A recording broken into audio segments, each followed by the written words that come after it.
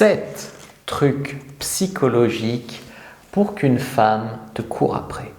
Bonjour à tous, c'est Fabrice Julien, coach et auteur expert en séduction depuis 2010 et dans cette vidéo, je vais vous donner 7 trucs méga puissants qui reposent sur la psychologie pour qu'une femme en fait vous court après. C'est parti, on se retrouve juste après l'intro. Mais avant de commencer, je vous offre un guide gratuit sur la séduction ainsi qu'une série de conseils gratuits eux aussi par email. Pour les recevoir, si vous êtes intéressé, c'est très simple. Cliquez sur le premier lien dans la description de la vidéo. Si vous êtes motivé, vous le trouverez. Abonnez-vous et activez la cloche parce que si vous ne le faites pas, YouTube ne vous préviendra pas à la sortie des prochaines vidéos et vous allez rater des pépites. Mettez un like pour me faire savoir que vous pensez que cette vidéo est utile et pour que j'en fasse d'autres comme ça ou sur ce thème-là. Si vous pensez que ce contenu est utile, partagez-le en public ou en privé, je comprendrai. Vous pouvez aussi me laisser un commentaire, je les lis tous et j'y répondrai avec grand plaisir. La première petite astuce, c'est de la mettre toi-même très légèrement par des petites phrases dans le doute si elle est dans ta friend zone ou pas. Par exemple, tu peux lui dire des choses comme « T'es vraiment génial toi comme fille, tu pourrais presque être ma nouvelle meilleure amie. » Et la fille, elle n'a pas envie d'être ta nouvelle meilleure amie, elle veut être ta copine, tu vois.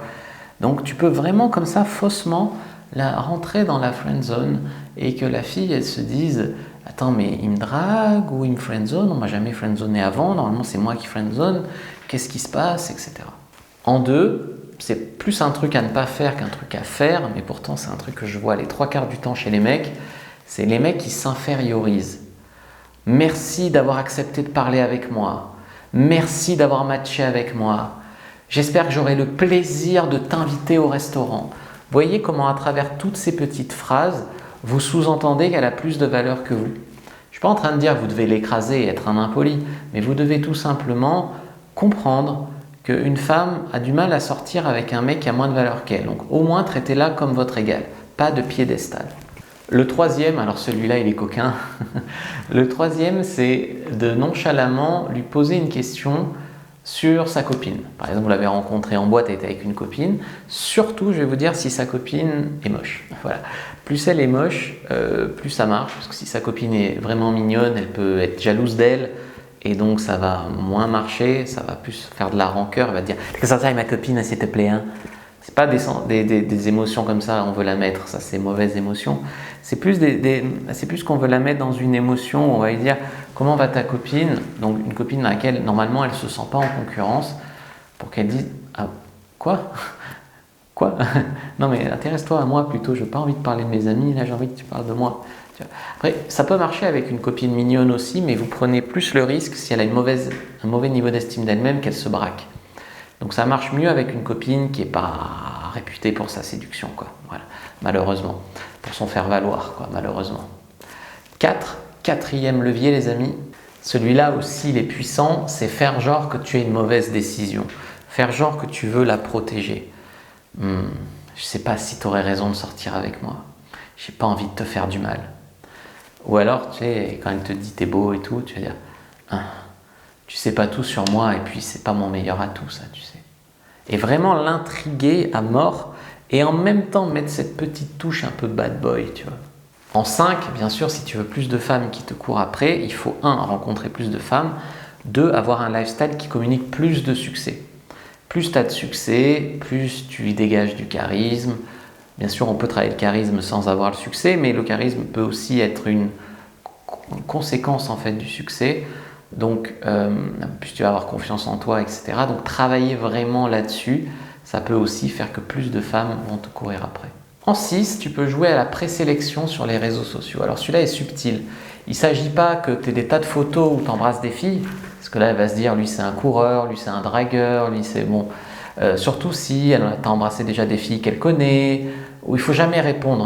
Moi, j'ai envie de sortir avec une fille qui me dit « Ah mais j'ai vu que tu as une telle dans tes amis, est-ce que tu l'as sauté, etc. » J'ai dit « Parle pas comme ça, parle pas comme ça. Puis si c'était toi, tu voudrais pas que je le dise. » Et ça m'a fait marquer des points, tu vois. Donc l'idée ici, c'est vraiment que tes réseaux sociaux te présélectionnent. Les photos que tu mets sur ton Insta, sur ton Facebook, etc. doivent communiquer des bonnes choses par rapport à toi dans le cadre d'une stratégie de séduction. Les photos où tu es bourré entre potes, c'est niette. Les photos où tu es en boîte et que tu embrasses des meufs, c'est niette, etc. Ça dépend quel est ton objectif en fait de ton profil, Mais globalement, sur un objectif de séduction, il faut être beaucoup plus subtil que ça. Tu peux mettre des photos avec des filles qui te font un bisou sur la joue ou qui te tiennent la main, mais pas des photos où explicitement on te voit embrasser d'autres nanas par exemple.